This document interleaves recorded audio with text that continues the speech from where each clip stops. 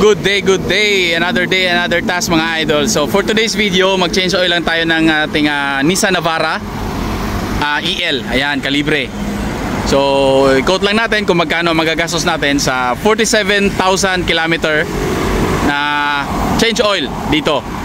So last time nag-change oil din tayo dito, same shop dito sa San Francisco Agusan del Sur dito sa Mindanao. Last time nag-change oil tayo ng 40,000 kilometer ng Nissan Calibre. So for today, so 47,000 na. So tara, samahan nyo ako kung quote natin kung magkano magagastos natin lahat sa change oil natin ngayon. Let's go. So dito tayo ngayon sa fast track dito sa San Francisco Agusan del Sur. So katabi lang po sila ng highway mga idol sa mga kababayan nato diyan Bisaya. Ayan. Mga loads, daplin na rin sila highway. So kaning manggod nga shop, ang pinakabarato nga akong nakuan rin, nag-inquire ko sa tanan, sila ang pinakabarato nga offer sa change oil.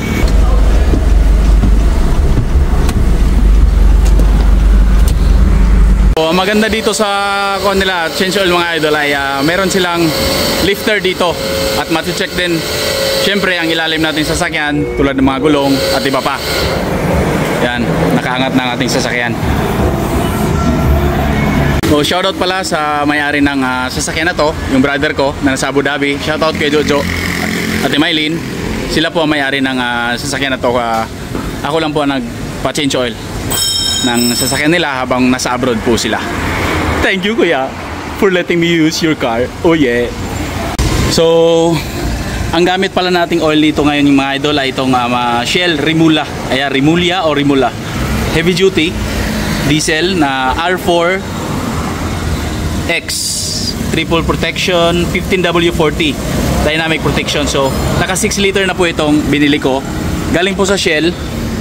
So ang original price po nito ay 1,800 plus yung 1,800 plus.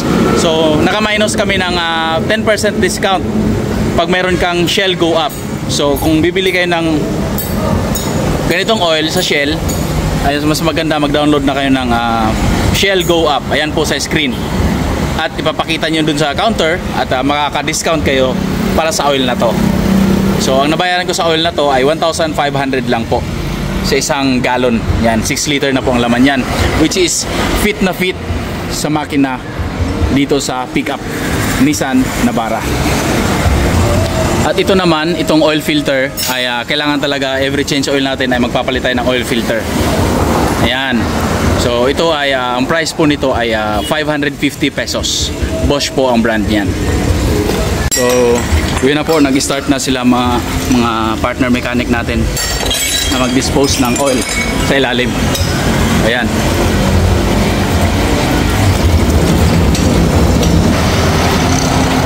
Pasensya ko medyo hugaw ang imong sakyanan ron kasi kuan tagulan.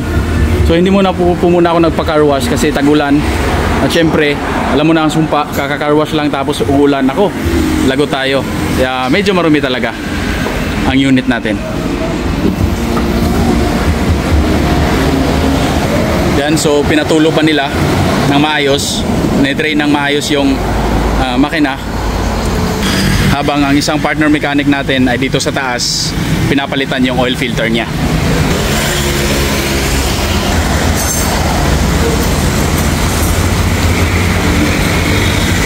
Yan, dyan po nakalagay ang air filter niyan, air filter, yung fuel filter niyan.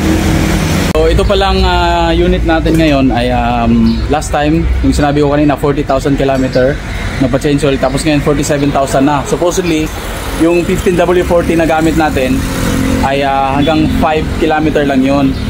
So itong gamit natin ngayon ay hanggang 5 km lang din. Papakita ko po sa inyo mamaya. So lumagpas na siya ng 2,000 km. Supposed to be magpa-change oil tayo ng 45,000 km. So ngayon 47,000 na, mga mami. So ito po yung sinasabi ko mga idol na 15W40 o 5,000 km ay mag-change oil na tayo ulit. So ito yung 15W40. So kung gusto nyo ng 10,000 km na tatakbuhin, so sa 10,000 ay dapat yung kukunin nyo ay yung 5W40. Yun yung pang 10,000 km na fully synthetic. At ito naman yung sinabi ng kuya ko, yung may-ari ng sasakyan na to, na ipagamit na oil, engine oil. Kasi po, syempre hindi naman mag-recommend yun, hindi magsasabi yun kung hindi niya siya nagtatanong sa ibang mekaniko kung ano magandang oil. So ngayon, Shell Remula ito ang gagamitin natin. Tinaas ulit ng partner mechanic natin yung lifter. Siguro i-check nila yung gulong. Kasi pag nagpa-change oil tayo dito sa fast track dito sa San Franz Agusan del Sur ay libre na po ang pag-check ng mga gulong. Tulad ko na wala tayong lifter sa bahay, so importante din na pag-change oil kayo mga idol, yung mga shop na may lifter para ma-check na rin ang ilalim na sasakyan.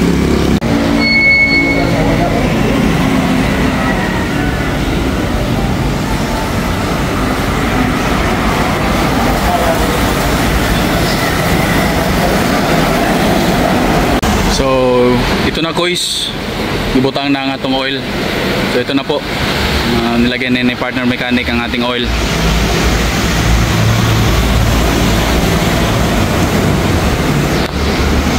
So ayan, swak na swak naman yung binili nating oil kasi isang galon ay, ang laman nito ay 6 liter, which is swak sa engine na 6 liter din po ang laman.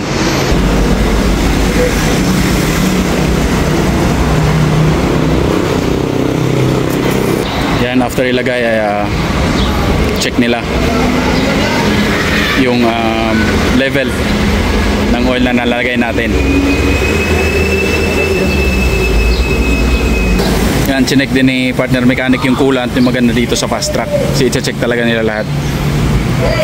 Yung coolant, brake fluid, at iba pa.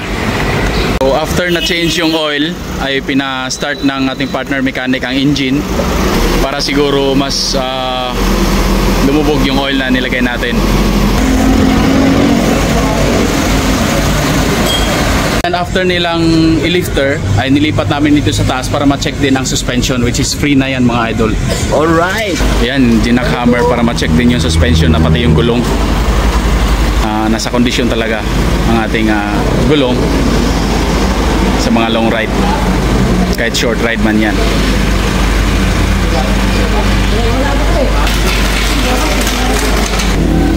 So next, yung pangalawang gulong natin, front wheel.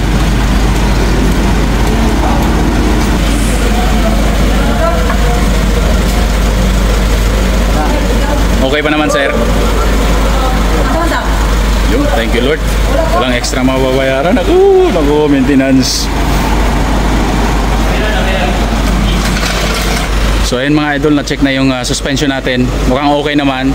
So I think all done, all goods na. Tapos na tayo mag-change oil. Ganun lang kabilis mga idol, wala pang 30 minutes. Mamma mia.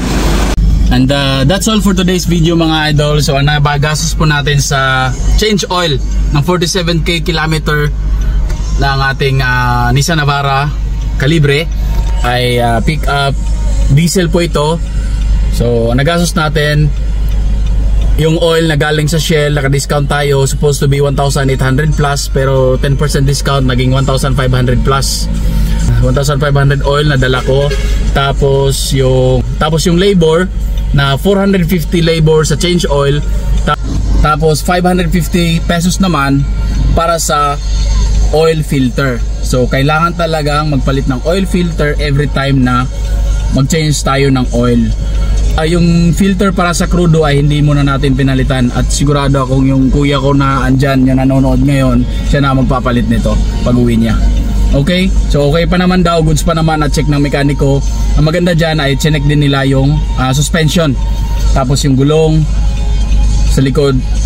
So nakita natin kanina. So thank you for watching. So nagastos natin ay mga 2,600 lang. Siyempre magbigay din tayo ng konting tip para sa ating mga partner mechanic. So thank you so much for watching mga idol. Yan po ang nagagastos natin sa ating Nissan Navara change oil Calibre na diesel ng pickup. Thank you so much. God bless.